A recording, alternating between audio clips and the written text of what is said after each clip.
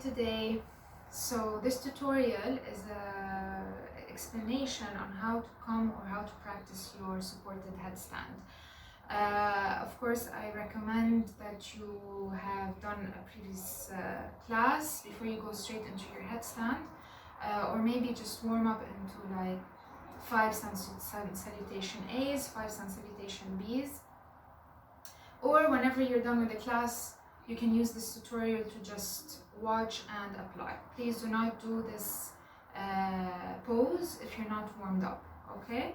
So once you're coming into an inversion, any inversion that's like a heatening inversion, like headstand, supported or tripod, handstand, forearm balance, automatically the fear comes to us, okay?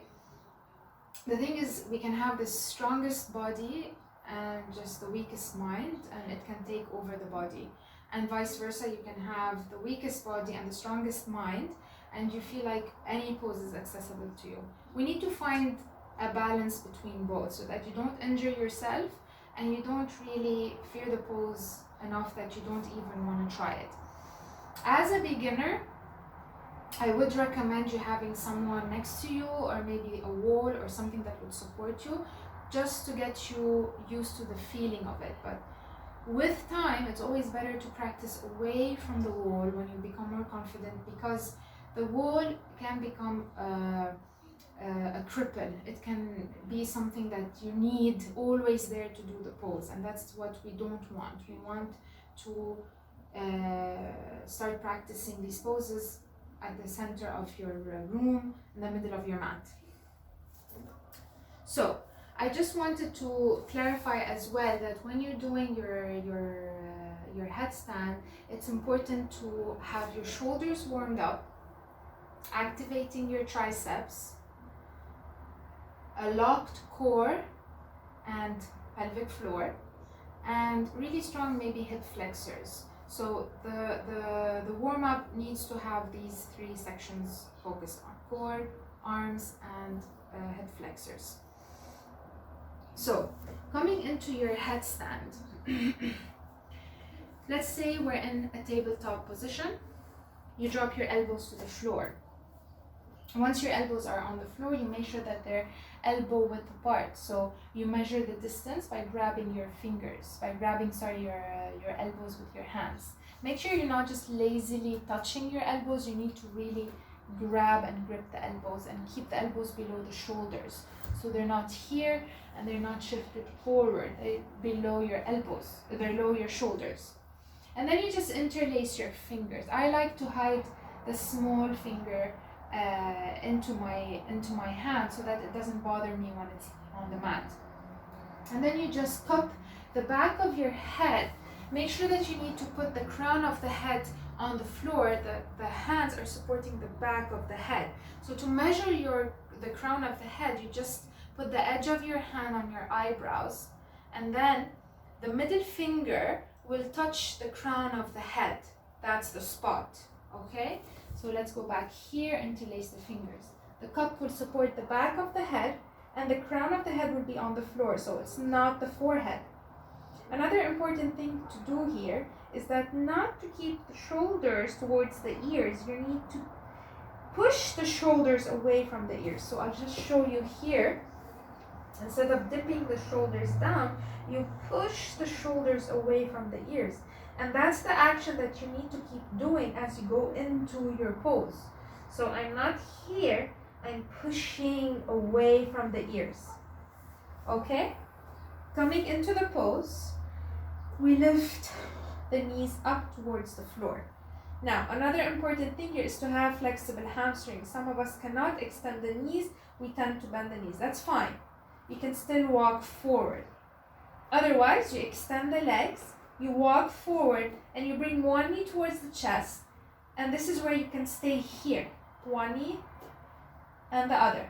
You just practice this sensation, keeping keeping the shoulders away from the ears. And then you take a break. Now, if you're feeling confident enough, your hips are reaching above your shoulders, this is where you can try So you go back into the pose, and then you try, once you bring your knee towards the chest, your hips need to be above the shoulders. You bring the other knee in. Some of us have the tendency to go straight into the pose. That's not what we want. You keep pushing the floor away from you, the shoulders away from the ears, and then you take a break. Never kick into your headstand. Never, ever. Because if you kick into it, you put too much energy, you might fall from it and you might injure your neck. So you need to come into the pose very, very slowly. If you feel like you're able to bring both knees to the chest, the only thing stopping you is fear, then go ahead and come closer to a wall, something that can support you, okay? Now, if you feel like you're good away from the wall, the next step is that when you bring your knees towards the chest, pulling the hip flexor in, you lift one leg up towards the ceiling, and then you see if you can hold it here for a second, keeping the other knee in towards the chest. And maybe you try to alternate. You bring one leg down and the other leg up. So it's easier to have one leg up than both legs up. And then you come down very slowly. Again, you can always use the wall. You take a break. And then you try the last step, which is bringing both knees to the chest and then lifting both legs up. Make sure that you listen to your body. You know where you are exactly. Are you at the first step, the second, the third, or the last? Take it step by step. The last one, you readjust. Hands and elbows. Then you lift the knees up. You walk forward. Knees to chest. You pull your weight up, shoulders away from the ears. You lift one leg up, and then the other one follows. You keep hugging your rib cage in so that you don't have your banana-shaped inversion. If you're tapping the feet on the floor, that's fine. On the wall, I'm sorry. And then you try to come down, knees to chest, and then down into your child's pose. I'll show you this exact version if I'm leaning against a wall. So, let's say we're here. You come into the pose. You bring your knees in. And let's say you want to bring one leg back to tap the wall, and you lift the leg up away from the wall. You keep this leg 90 degrees, the other leg extended. And then you try to switch sides. You breathe. If you're in a good balance, you try to lift both legs up. You can always tap away from the wall.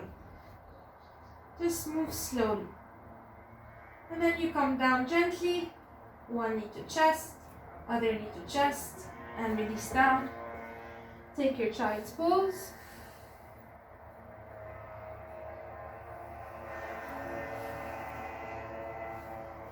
And that's it. A good counter pose to your headstand is shoulder stand, because it releases the tension from the neck and the shoulders. So make sure you do that as a counter pose. And if you have any questions or any notes, please write them down, or just you can email me. And thank you so much for joining. Namaste.